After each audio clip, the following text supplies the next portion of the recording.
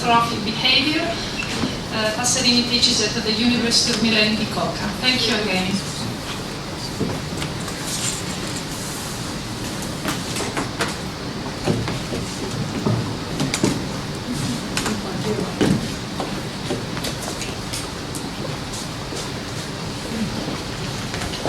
Okay, so thank you so much for the chance of discussing this talk here with all of you, and thank you to all the very interesting talks I heard before me, and the ones I'm going to listen to in the foregoing.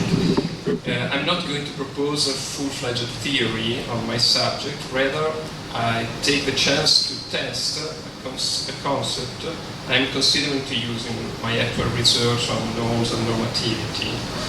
I beg your pardon in advance for my English. So, an introductory remark. This is made necessary because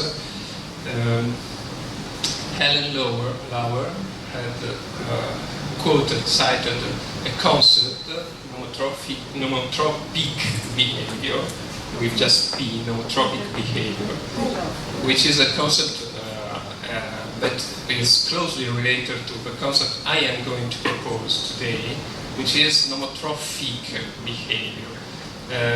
Nomotropic behavior, which is a concept proposed by Amedeo Conte and Paolo Di Lucia, who likely has had to go.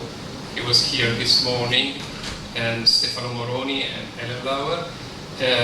Nomotropic behavior is acting with reference to a norm, which is not necessarily acting in conformity to that norm, with that norm. Nomotrophic behavior, the concept I'm going to propose here today, is it's a kind of nomotropic behavior, a species of nomotropic behavior, and is acting with reference to a norm in order to prevent that norm from being neglected, forgotten, abandoned, to prevent ultimately the norm from atrophying and vanishing.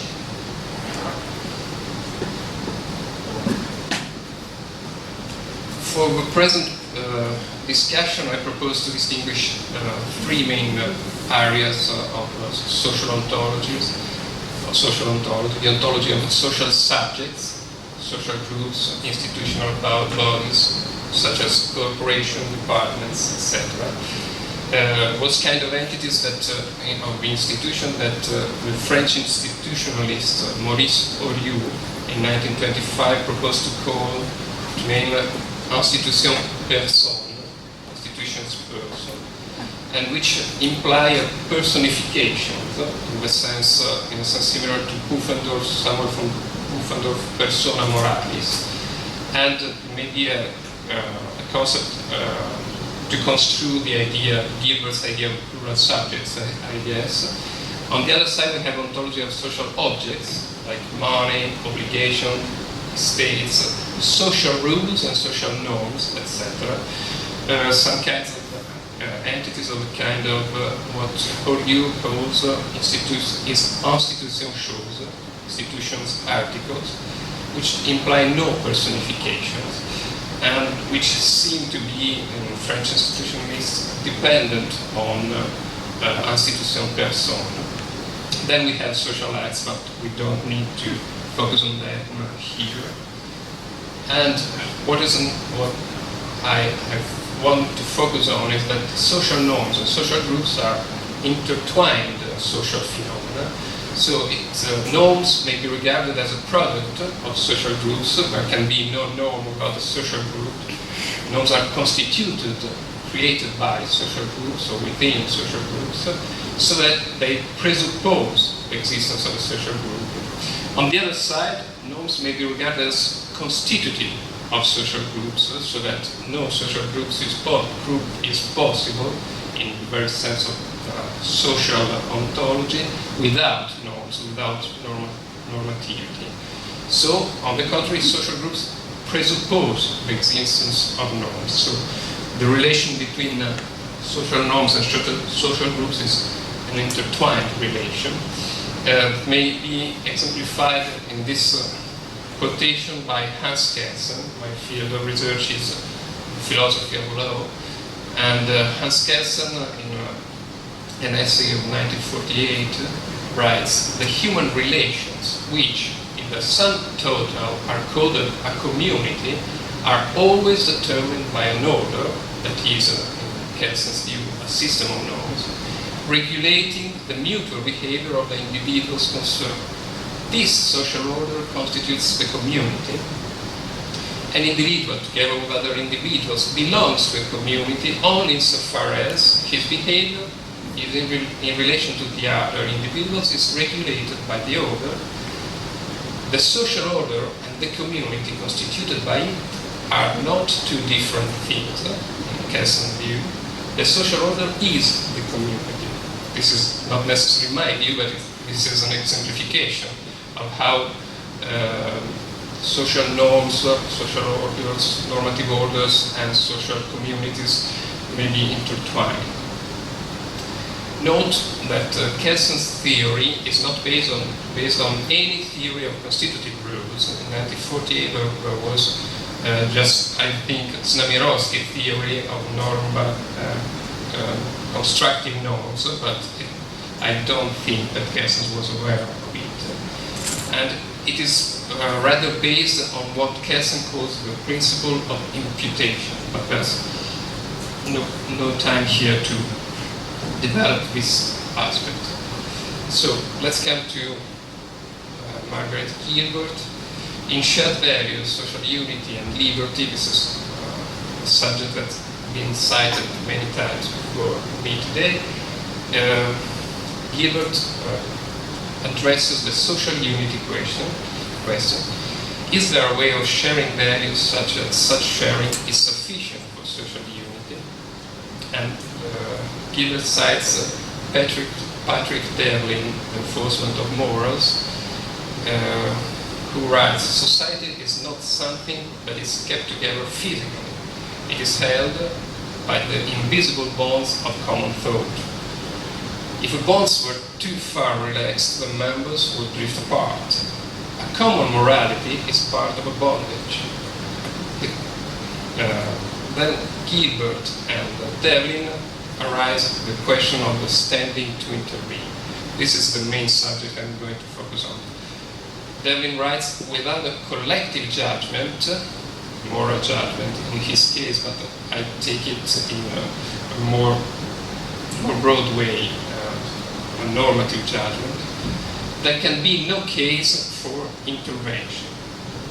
So Gilbert asks, how are we to construe intervention in the present context? Devlin, Gilbert writes, would surely include as interventions rebuking others for certain actions and, in advance, demanding that they act in a particular way. Such rebukes and demands are taken as paradigmatic examples of intervention. But further, in this essay, Gilbert cites, I quote another passage, it may be helpful to note that not all of the actions for which the parties to a joint commitment have the necessary standing in relation to one another have the unpleasant, punitive or coercive flavor of rebukes and demands for compliance. There are many other possibilities, it seems. So, I'm going to focus on this kind of intervention, on the intervention in the event of violation of a social norm, regardless of the specific nature of the social norm that is involved, be it moral, legal, conventional, contractual, etc. I completely suspend the judgment on the legitimacy or opportunity of such an intervention, the standing to intervene. I guess that the phenomenon I'm going to focus on is an axiologically neutral phenomenon in itself. It can be conformistic in some cases, as we have seen before with Laura talk, as well as dissenting, as we will see. I'm not going to investigate, not directly at least, the ontology of social group. I'm rather going to focus on a phenomenon that can have some specific import for the ontology of social norms, of normativity phenomena. So the phenomenon is nomotrophic, I propose to name nomotrophic behavior from Greek nomos, norm, and trophein, to nourish, to rear, to maintain. Nomotrophic behavior is a behavior by which one reacts to the actual or possible violation of a norm in order to prevent that norm from being neglected, forgotten, abandoned, to prevent that norm from atrophying and vanishing. The imposition of sanction is but one form of nomotrophic behavior, but we do not always have a standing to impose a sanction to someone, or we do not always find it appropriate to the situation to impose sanction. So the idea present in Gibbon that there are many forms of nomotrophic behavior is present in Niklas Luhmann, the German sociologist, in a book on sociological theory of law, 1972. Luhmann criticizes those who define the concept of norm uniquely through the inclination to impose sanctions in the event of disappointment. According to Luhmann, doing so would be to limit to strictly the repertoire of possibilities, and it is often misunderstood that the retention of expectation is more important than being able to impose it. Luhmann gives an example. It seems long, but I think it's not so long. The example is quite simple, actually. If I arrange to meet a friend in a cafe and I do not meet him there, I do not only feel hurt in my cognitive expectation, but also in my normative expectation. He should be there. Some kind of treatment of disappointment and expectation is now required, but there are various possibilities at my disposal which do not all have the character of a sanction. For example, I can ask the waiter about the friend and express my norm of expectation by undertones of disappointment, annoyance, and worry. However, I can also turn to him personally, to my friend personally, by telephoning him. Nowadays it's easier than in 1972, or reproaching him during a later meeting. As a consequence, an apology may be forthcoming. I can accept an apology from my friend without imposing any type of sanction. But accepting an apology and receiving an apology presumes that my expectation was justified in principle, so I can keep alive my expectation, my normative expectation. A different type of strategy operates with the non-verbal characteristics of a given situation. I may leave the cafe immediately and expose the latecomer to his own injury. On the other hand, I can remain sitting in the cafe to prove the meaning of the norm to the extent of my sacrifice, maybe in case of a romantic date. I can let it turn into scandal in order to enjoy to the full the social resonance of the scandal, if not the norm. So, Luhmann presupposes uses the paradigm cognitive expectations versus normative expectation, which was proposed by Johann Galton in 1959, where cognitive expectations are expectations which we are disposed to change, to revise in case of dissonance between the expectation and reality. So there is an expectation toward direction of fit. On the contrary, normative expectations, prescriptions. In case of dissonance, dissonance is avoided by changes or redefinition not of expectation but of the object. It is the object that has to fit my expectation.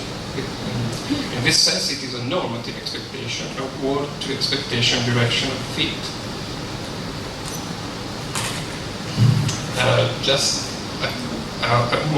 One more passage from Luhmann.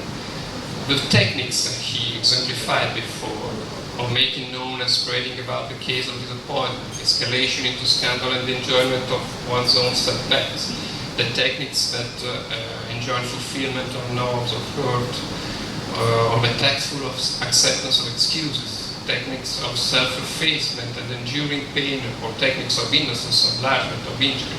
and justifiable pleasure at the other's injury, there is a series of possibilities to give the old norm the expression which is adapted to a new situation. So that even the less robust natures are capable of carrying on life with their own norms, even if they are not capable of imposing sanctions. So, this phenomenon, this kind of nomotrophic behavior, the reaction to a violation of a norm in order to prevent it from atrophying, has an epistemological salience because, especially in the case of covert norms, because if we can register a reaction rather than a conformative behavior, the reaction to a violation is a clue to the existence of a norm. But I'm not going to address the epistemological question here. Note that the violated norm is not necessarily explicitly formulated in the nomotrophic behavior of those who react to the violation of a norm, in which sense nomotrophic behavior gives expression to a norm. It is in virtue of the fact that the reaction to a violation of a norm presupposes the existence of a norm. Two examples. In the case of vendetta, revenge, there are three presuppositions. Three presuppositions. The factic presupposition, the existence of a fact, an axiological presupposition, the negative value of the fact with reference to a norm, and a responsibility presupposition. Note that the same three presuppositions are equal in the case of forgiveness. For forgiveness, there are the same three presuppositions. Factic presupposition, the existence of a fact, an axiologically negative fact, the negative value of a fact with reference to a norm, and the responsibility presupposition. In this sense, revenge is a noble way,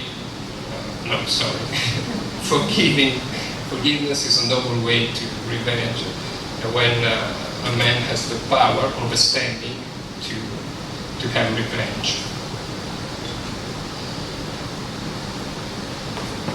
Okay, so the forms of nomotrophic reaction to a violation of a norm mentioned by Luhmann, as well as rebuking and amending as mentioned by Gilbert, aim at the maintenance of a normative expectations and the maintenance of a norm by contrasting its possible atrophy. According to Luhmann, a normative expectation that is continuously disappointed and is without expression fades away. It is inadvertently forgotten, and it is not believed anymore. Luhmann uses believing as well as Gilbert in this case. Thus, the risk run by a continuously violated norm is to lose vitality, to become inoperant, to atrophy, and to fade away and vanish by the phenomenon that in law is called desuetude. For example, in a group of friends, the norm of being on time at Saturday night rendezvous, in my group of friends, it was many years ago, there were 3 or 4 friends that were usually late, and then the norm actually faded away. So even I didn't feel committed to be on time on Saturday night rendezvous. So what is desuetude? Desuetudo is a particular way, alternative to explicit derogation, but not thoroughly investigated even in legal philosophy, in which norms pass from existence to non-existence. Just as not every norm comes to existence in virtue of an explicit speech act of enactment, not every norm comes to non-existence in virtue of an explicit speech act of derogation. So, desuetude is an interesting phenomenon to investigate the kind of the ontological status of norm, the way of being, of existence, the mode of existence of norm. But can desuetude apply also to joint commitments? so that a joint commitment may fade away by atrophy without any explicit rescission by all of the parties involved in it. The problem that can be addressed through an investigation of desuetude is the problem of relation between validity and effectiveness of the norm. In legal philosophy, the existence of norm is sometimes construed as its validity, being created according to meta-norms, sometimes as its effectiveness, its operancy, its being operant in society. The phenomenon of desuetude is a challenge for this distinction, and it is certainly an important element to be considered in the investigation of the relationship between validity and effectiveness. Let's get back to Hans Kelsen, 1960. A legal norm may lose its validity by never being applied or obeyed by so-called desuetude. In the basic norm, the fact of creation and effectiveness are made the conditions of the validity. Effectiveness in the sense that it has to be added to the fact of creation, so that neither the legal order as a whole nor the individual legal norm shall lose their validity. Without effectiveness, a norm loses its validity. A parallelism made by Kelsen is a condition cannot be identical with that which it conditions. Thus, a man, in order to live, must have been born, but in order to remain alive, other conditions must be fulfilled. For example, he must receive nutrition. If this condition is not fulfilled, he will lose his life. But life is neither identical to birth nor being nourished. So, even in Kelsen, there is this idea of nutrition, of nomotrophic behavior regarding norms. Without nomotrophic behavior, a norm vanishes, loses its validity. Norberto Bobbio too made a similar point. In the long run, a normative system can survive only if a majority of its norms give rise to corresponding customs, consuetudo. Custom is not only optima legum inter res, which is a legal concept, a juridical concept, but also the nourisher and feeder of a statute law. It maintains the statute law alive. Goethe in Torquato Tasso drama writes, "Was gelten soll, muss wirken." What ought to be valid must be operant, must be effective. Thus, nomotrophic behavior may play an important role in maintaining normative systems, especially informative normative systems, alive. So, I don't think this is necessary for question of time. A paradigm that may be useful to interpret this relation between the validity of custom and the validity of statute law has been proposed by Amedeo Conte, and it is the paradigm validità thetica, thetic validity, and versus athetic validity. But the next step, the last step of my presentation is this. May nomotrophic behavior not only be a way of maintaining norms, but also of generating norms. Can nomotrophic behavior have a norm-generating function? I propose another concept, which is the nomotrophic behavior am phantasma. It is modeled on the idea of Karl Buller's theixis am phantasma. That is, when I give you direction to go in a place, I move my arms as if I was at the roundabout where you have to take a second street right, etc. But my deixis is not a real thing, an actual thing present in my ambient. It is just a phantasm. So nomotrophic behavior and phantasm is nomotrophic behavior that refers to an absent norm, to a mere mental representation of a norm. It can be called, with Amedeo Conte terminology, a deontic noema, which is not, or not yet, valid or shared in a given society, in a given social group. Nomotrophic behavior and phantasma may imply a normative will, animus inducendi consuetudinem. It is not an immediate enactment of a norm, it is a proposal which appears to share a posteriori recognition and legitimation of that norm.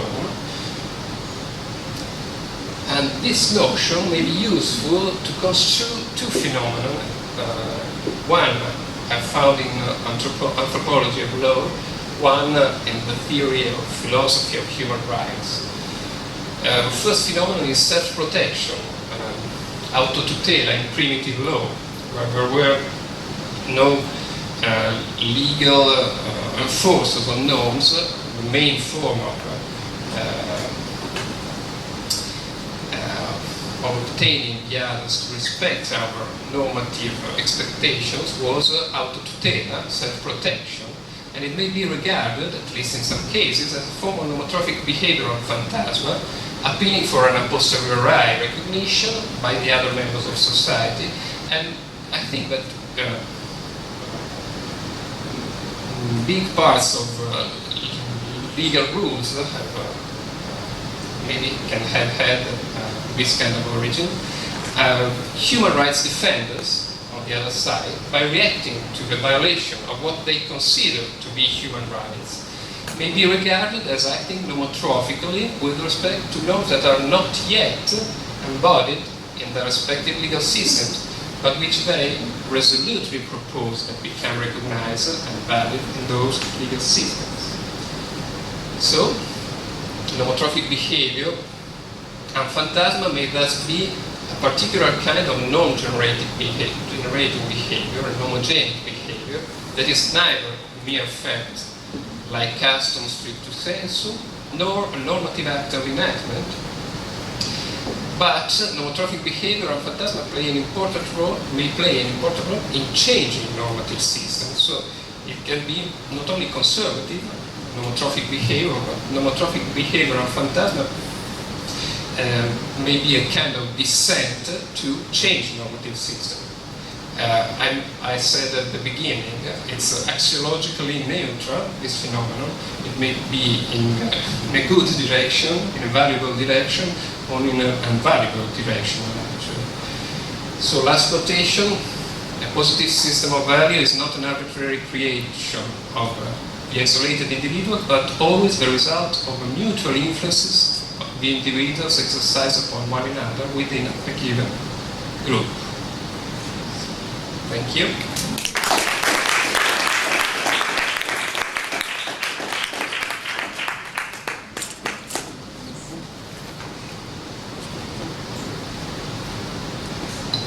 Thank you very much. So, the word to the floor again, and then we have some questions. In 10 minutes we can debate about this topic. Please. You have it first. Well, thank you. I enjoy your talk. I just have a worry on the name on Phantasma. Because I don't think the analogy between norms being valid and invalid and buildings being there and not being there holds. I mean, there's a norm, and even when there's a norm and it is valid, it's not something you can point as if the building were there when you give me directions. We are acting with reference to an intentional object or a representation of a norm, and in some sense they are all ghosts. It's all a phantasm. And I like the viewer's reference. It's good, but there's this conceptually that if you hold this distinction between phantasma and what non-phantasma, conceptually you might perceive this somehow stupid and dumb objection that, well, it's all a phantasma, so who cares? And I think this does a damage to your proposal, which is indeed a good one. But I have no, I'm sorry, but I have no positive proposal rather than pointing this out. Thank you. Thank you. It depends on what account of the existence, the mode of existence of norms you take. I think that in a psychologistic view of norms, you may be right, and I'm going to discuss this with a colleague that works on Leon Petraszewski, which is a Polish legal philosopher who had a psychologistic view of law and of norms. But I think that in some way, even psychologistic view of legal norms must give an account of how to distinguish what norms are shared in a society by being some kind of objectiveness valid and the ones that are only in the mind of someone. For example, even in legal enactment, there is a deontic noema, a representation of a norm before it's being enacted. So I think that every conception, every view of norms has to, how to say, give an account of this distinction. I first have to say I so appreciate this talk, and I look forward to it being in print because it's so rich. And there's so much that you've given, and it's also very eloquent. So thank you. I have a long-standing concern. Perhaps you can just dissolve it for me. You use this Speech Act contrast, which I was introduced through Searle. Doesn't matter.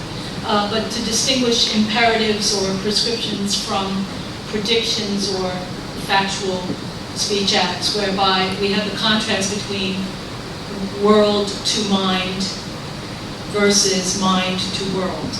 Okay, so in the case of the prescription, it's the world or people's behavior that should be fitting the prescription. And if there's a disjuncture, then it's the fault of the agent rather than the norm. Okay, and so that's supposed to be taken on board, and very respectable philosophers are still relying on that contrast. But when I first encountered it, it disturbed me a lot because I thought I had a counterexample to this example of apartheid, so that I thought that this contrast only works with respect to the content. Some norms or rules are emphatically wrong, and if people are not abiding by those rules, then there's something wrong. That's because there's something wrong with the rule, not the behavior. Apartheid is where, I guess we're okay with that word, right? Now, I'm asking you, in light of desuetude, the fact that norms do fade away, rules do vanish, in light, sometimes they should. There's something wrong inherently with the rule, and we only know that by looking at the content. So I'm asking you, I'm at the wrong level of objection here, or how do you contain my concern here? On the first point, I'm not strictly linked to Speech Act view as regards the direction of feet. So I think that Galtung has this idea on mere expectations, which are social expectation without a Speech Act of prescription. So it may be an expectation I have even towards reality, where are people who are get angered if it rains because the weather failed to accomplish their expectations on holiday days. So it's just a mental relation. It's not mediated through Speech Acts theory, in this case actually. On the other side, my approach is a descriptive approach of a phenomenon which involves, has some import on the existence of norms, and I don't evaluate it because it can be valuable in some cases, but unvaluable in other cases. I mean, in the case of collusion, I suppose there are plenty of nomotrophic behaviors inducing to continue in the phenomenon of collusion, and this is a negative, in my opinion, with reference to my values, a negative form of case, not form, negative case of nomotrophic behavior. On the other side, desuetude may be useful to let some norms become invalid and being forgotten. It depends on the norms. So the phenomenon itself is axiologically neutral. it operates on normative systems, but the axiological valuability of a norm is in the norms, not in the phenomenon itself. Last question, very quick, please. Just one. I'm sorry, really. We are late, so 40 yeah, so thanks for that. I think it seems on the right track to me. I just wondered about the scope. Let's. When you started talking, I thought you were talking about essentially norm maintenance. So let's call. There's a more generic notion which would be, as it were, meta-normative behaviour. In other words, behaviour with respect to the norm. Now that's a more generic kind of notion because meta behaviour could be maintenance behaviour. You know, trying to maintain the norm, make sure you don't slide and stop telling the truth, or it could be renovative behaviour. So, you know, the norm is a little bit out of touch with the way things are. We better kind of look at adjusting it somewhat because of the dynamic new circumstances. Or it could be critique, as in, good God, we've got this norm about homosexuality or something. It starts to dawn on us that maybe this is not a really good norm at all, you know, so we want to jettison it. Or it could be, good Lord, we've just started creating all these robots and so on, and we don't have any norms. And so it could be correct. So I just wondered about the scope of nomotrophic behaviour. Is it meta-normic, as it were, behaviour generically, or is it some particular species? I think, thank you for the suggestion of the term meta-normative behavior. This is very interesting to me. I think that you can have, I don't know, in Italy we have an expression which is white strike. So it is that if you want to oppose a norm, a particular norm, and you respect it punctually to make it evident that it is unuseful. So this is a nomotrophic behavior in the other way. You don't want to know. So this can be a different species of meta-normative behavior. Yeah, thank you for the suggestion. Okay. Margaret, very big goodbye. Thank you. I was going to say something very similar to Seamus, and I was coming in where you mentioned normogenic, and you mentioned nomotrophic, and I was thinking there's a distinction as Seamus's idea of metanormative. You might think nomogenic is a particular thing, and then nomotrophic is nourishing the thing that is, and then I say normodestructive or whatever, but you can have these categories. Yeah. So, but I also wanted to thank you. I think it was very interesting bringing all those different authors in. It was fascinating. Thank you. Thank you very much. Thank you. We have now the last speaker.